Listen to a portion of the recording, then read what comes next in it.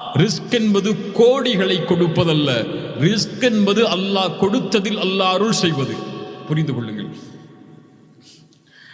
1000 ரூபாயை, கோடி ரூபாயை அல்லாஹ் கொடுப்பதல்ல ரிஸ்க். அது எல்லோருக்கும் அல்லாஹ் கொடுப்பான். முயற்சி செய்தால் அல்லாஹ் கொடுப்பான். யார் முயற்சி செய்தாலும் அல்லாஹ் கொடுப்பான். ஆனால் அந்த கோடியில், அந்த 1000-ல் அந்த 1 ரூபாயையும் அல்லாஹ் உனக்கு பலனளிக்கக்கூடிய செல்வமாக மாற்ற வேண்டும் என்றால் அல்லாஹ் அதில் பரக்கத் செய்ய வேண்டும், அல்லாஹ் அதில் அருள் செய்ய வேண்டும். செய்தால் அந்த 10 ரூபாயை வைத்திருந்தாலும் நீ உன்னை செல்வந்தவனாக உணர்வாய். கோடியை வைத்திருந்தாலும் அல்லாஹ் அதில் அருள் செய்யவில்லை என்றால் இன்னும் எதை சம்பாதிக்கலாம் என்று ஓடிக்கொண்டே இருப்பாய் மறுமை வரை, மரணம் வரை. மரணம் வந்தால் அவள்தான் கபரில் விழுந்து விடுவாய். உள்ளத்தால் செழிப்பாக்குவான். யாருக்கு இது கிடைக்கும்? மறுமையை நோக்கமாக கொண்டு உலக